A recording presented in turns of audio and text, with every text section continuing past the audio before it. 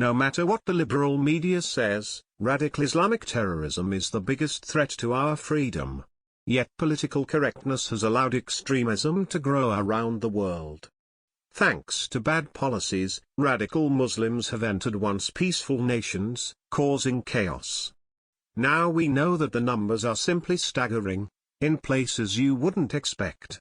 No matter what the liberal media says, radical Islamic terrorism is the biggest threat to our freedom. Yet political correctness has allowed extremism to grow around the world.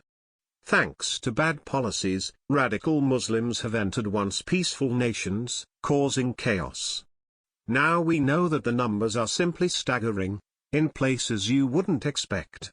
The number of Islamist extremists in Sweden has grown from 200 in 2010 to around 2,000 7 years later, the country's security police, SAPO, said Monday.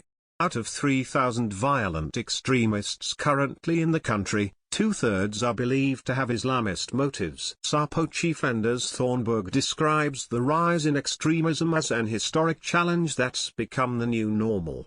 The terror threat has gone up since 2010.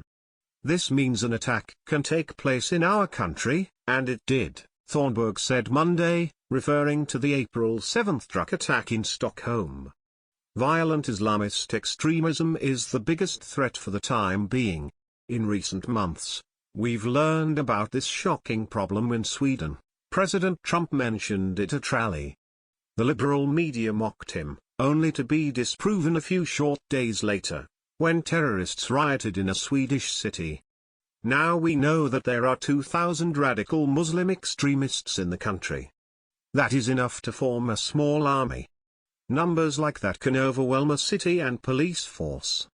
They could cause massive damage across the country, damage the Swedes would not easily recover from. But it's not just Sweden facing this harsh reality. Germany's Security and Intelligence Agency, BFV, recently reported a similar trend. The country's population of Islamist extremists grew from 100 people in 2013 to 1,600 in 2017, according to a February report. This isn't just a small jump, but a massive spike. But what are these liberal nations doing about it? Are they apprehending these extremists? Are they sending them home? Of course not. These intelligence agencies have the intel, but lack the common sense to keep their citizens safe.